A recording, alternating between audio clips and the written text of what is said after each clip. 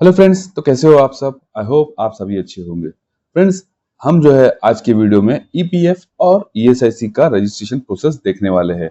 और आपको बता दूं कि पहले जो है ये श्रम सुविधा वेबसाइट से ही आपको रजिस्ट्रेशन निकालना होता था, बट अब जो है गवर्नमेंट ने इस साइट को थोड़ा सा अपडेट किया है, श्रम सुविधा 2.0।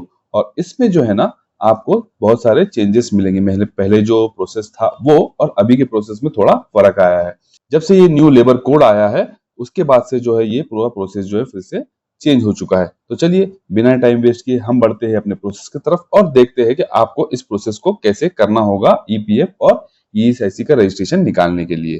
तो देखिए, आपको पहले बता देता हूं। सबसे पहले आपको जाना होगा श्रम सुविधा .gov.in के ऊपर। वहां पर जाने के बाद आपको जो है साइन अप के ऊपर क्लिक करना है। जब आप साइन अप के ऊपर क्लिक कर दोगे तो उसके बाद आपको वहां पर आपका नाम डालना है। आपको आपका नाम जो है एज पर पैन डालना है और आपको आपकी ईमेल डालनी है और आपको आपका मोबाइल नंबर डालना है। मोबाइल नंबर डालने के बाद में कैश पे एंटर करना है और आपको सबमिट पर क्लिक करना है। सबमिट पर क्लिक करने के बाद आपको जो है सेंड ओटीपी के ऊपर क्लिक करना है और आपको जो है आपकी ईमेल के ऊपर एक ओटीपी जाएगा।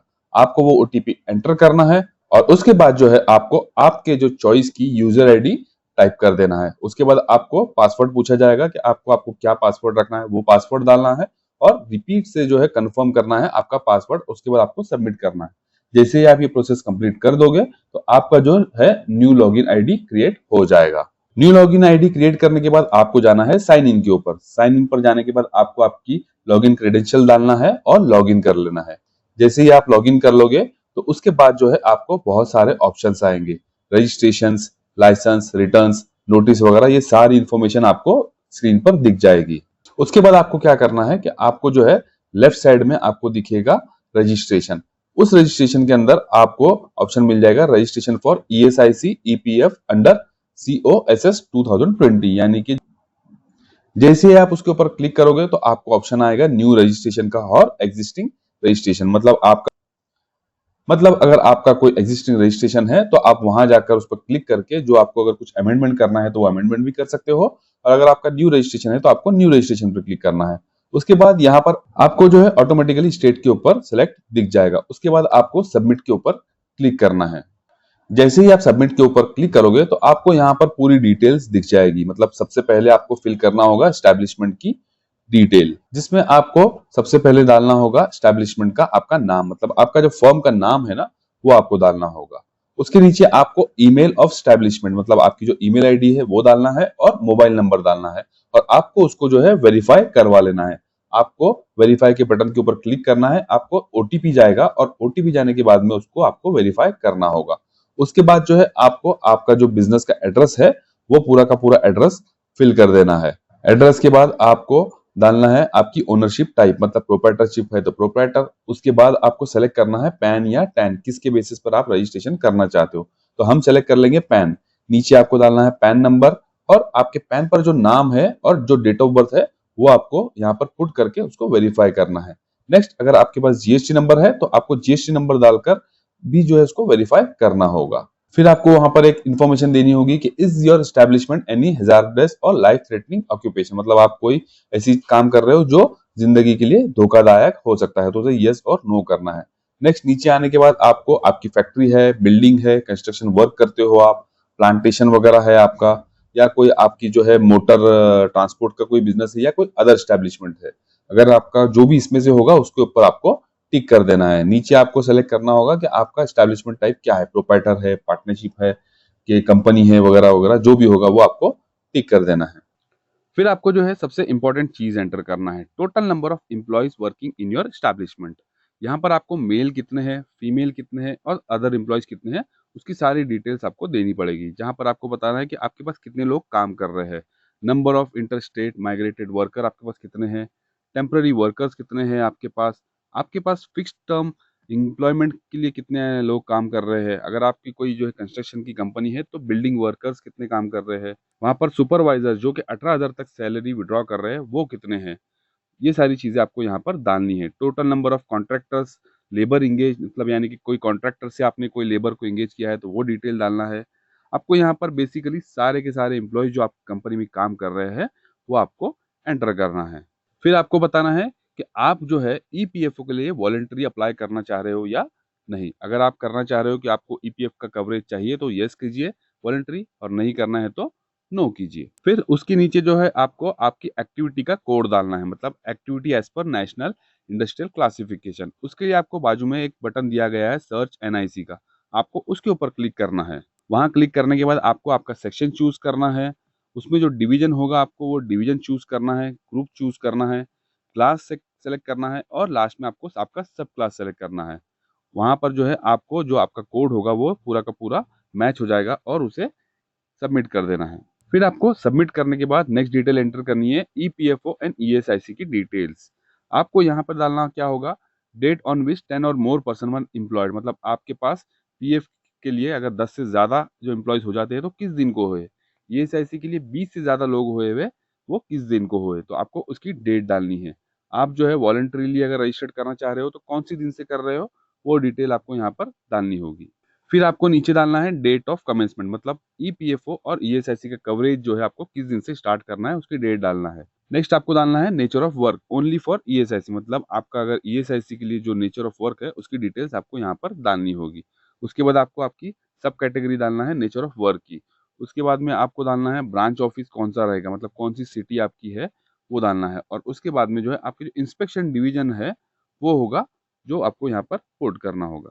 फिर आपको नेक्स्ट पे क्लिक करने के बाद में एम्प्लॉयर्स की डिटेल्स डालनी है, मतलब आपको पहले सेलेक्ट करना होगा कि आपका जो एम्प्लॉयर टाइप है वो कौन सा है, प्रोप्राइटरशिप है, पार्टनर हो, या अगर कंपनी है तो कोई डायरेक्टर वगैरह हो। तो उसके बाद जो है आपको वहां पर नाम डालना होगा आपके एम्प्लॉयर का, उसका डेजिग्नेशन डालना होगा, उसके फादर या स्पाउस का नाम डालना होगा, उसकी ईमेल आईडी डालनी होगी, और उसके बाद जो है आपको फोन नंबर डालना होगा और उसे ऐड कर लेना है। यहाँ पर ध्यान रहिए, अगर प्रोप्राइटरशिप है तो आपको सिर्फ प्रोप्राइटर की डिटेल डालनी है। अगर पार्टनरशिप फर्म या कंपनी वगैरह है तो आपको जितने पार्टनर्स हैं उनकी सारी की डिटेल्स डालनी है, पूरे पार्टनर्स या पूरे डायरेक्टर्स। ये सब डिटेल्स ऐड करने के बाद जो है आपको सेव करना है और नेक्स्ट बटन पर क्लिक करना है। फिर नेक्स्ट आपको डिटेल्स डालनी है वो है प्रिंसिपल एम्प्लॉयर्स की। अब प्रिंसिपल एम्प्लॉयर्स की डिटेल्स में आपको क्या डालना है, अगर आपके जो प्रीवियस एम्प्लॉयर्स की डिटेल आपने डाली है उसमें से अगर किसी एक को सेलेक्ट कर लेना है आपको, तो वो आप डिटेल्स यहाँ डाल सकते हो, या इसके अलावा आपको कोई प्रिंसिपल एम्प्लॉयर को अगर ऐड करना है तो आप उसकी डिटेल्स यहाँ पर डाल सकते हो। बट ध्यान रहे, ये प्रिंसिपल एम्प्लॉयर वही होना चाहिए जो उस कंपनी में काम कर रहे हैं। जैसे कि अगर पार्टनरशिप फर्म है तो पार्टनर्स, कंपनी है तो डायरेक्टर, मेंबर्स, या अगर प्रोप्राइटरशिप है तो प्रोप्राइटर। यहाँ पर भी आपको उसका नाम, उसकी जो डेजिग्नेशन है, स्पाउस फादर का नाम, कौन से डिपार्टमेंट में वो काम कर रहा है, उसकी ईमेल आईडी, उसका फोन नंबर, वो भी आपको यहाँ पर एंटर करके उसे वेरीफाई करना होगा। उसका आपको पूरा का पूरा एड्रेस डालना होगा नीचे, और वो सब डालने के बाद में यहाँ पर भी आपको उसको ऐड करना होगा। और ये ऐड करने के बाद आपको सेव एज ड्राफ्ट करके नेक्स्ट बटन पर क्लिक करना है। नेक्स्ट बटन पर आप जैसे ही क्लिक करोगे तो आपको नेक्स्ट आएगा कॉन्ट्रैक्टर की डिटेल। अब यहाँ पे सिंपल है, अगर आपने कोई कॉन्ट्रैक्टर को अपॉइंट किया हुआ है लेबर के लिए तो आप यहाँ पर कॉन्ट्रैक्टर की सारी डिटेल्स डालोगे, और अगर नहीं किया है तो सिंपली उसे नो करेंगे और सेव एज ड्राफ्ट करके नेक्स्ट बटन पर क्लिक कर लेंगे। और अगर आप येस पर क्लिक करते हो तो आपको कॉन्ट्रैक्टर का नाम, कॉन्ट्रैक्टर का जो स्टेटस वगैरह है, प्रोप्राइटरशिप है, प्राइवेट लिमिटेड जो भी है वो डालेंगे आप। Name of the work as per work order, मतलब जो है वर्क ऑर्डर के हिसाब से क्या नाम रहेगा उसका वो डालेंगे। एड्रेस वगैरह पूरा डालेंगे कि भाई कौन से लोकेशन के लिए आपने जो है कॉन्ट्रैक्टर को अपॉइंट किया है उसकी डिटेल्स, किस डेट को अपॉइंट किया गया है, उसका पैन नंबर वगैरह, ये सारी की सारी डिटेल्स जो जो पूछी गई है वो सब आपको यहाँ पर एंटर करना होगा। जैसे ही आपकी ये डिटेल्स फिल करना हो जाएगी आपको नेक्स्ट बटन पर क्लिक करना है, और ध्यान रहे यहाँ पर आपकी कंप्लीट डिटेल्स एंटर हो जाएगी।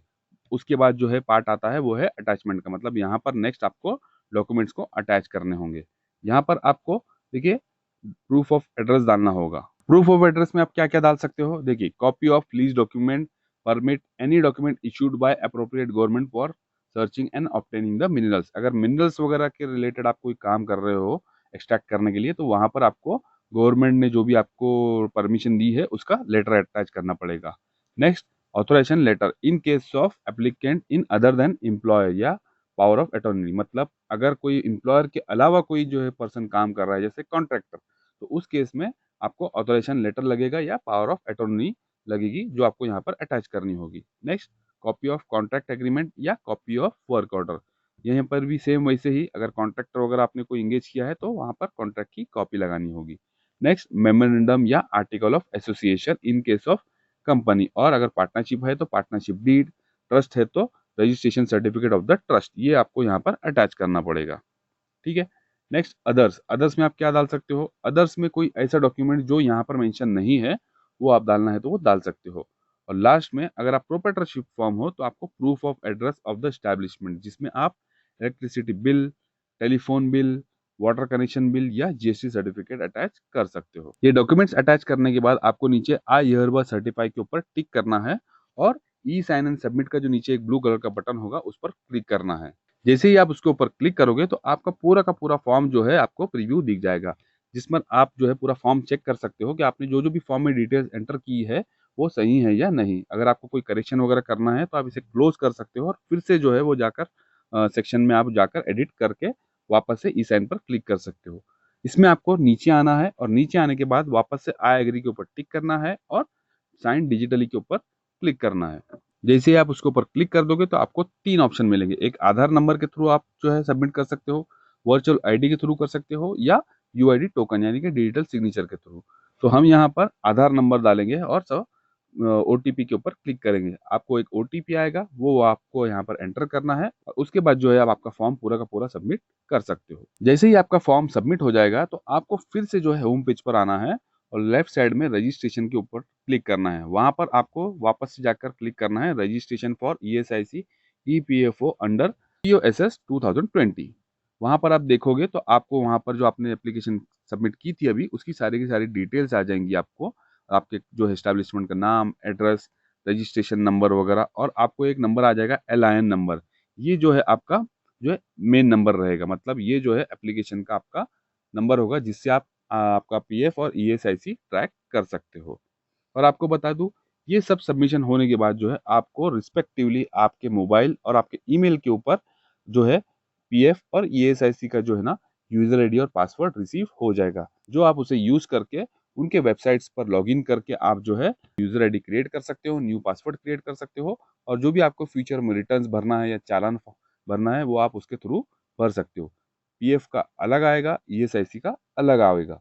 आप जो है पीएफ के साइट पर जाकर लॉगिन कर सकते हो पीएफ के लॉगिन क्रेडेंशियल से और ईएसआईसी के वेबसाइट पर जाकर आप लॉगिन कर सकते हो ईएसआईसी के क्रेडेंशियल से। और आपको बता दूं आपको अगर चेक करना है कि आपकी एप्लीकेशन अप्रूव्ड हुई है कि नहीं तो आपको राइट साइड में बटन दिख जाएगा एक एक्शन का ब्लू कलर का, उस पर आप क्लिक करोगे तो आपको दिख जाएगा कि आपकी एप्लीकेशन जो है वो अप्रूव्ड हुई है या नहीं। तो फ्रेंड्स ये था पूरा का पूरा प्रोसेस ईपीएफओ और ईएसआईसी रजिस्ट्रेशन निकालने का। आई होप आपको ये प्रोसेस पसंद आया हो और अगर पसंद आया हो तो वीडियो को लाइक, चैनल को सब्सक्राइब करना ना भूलिए।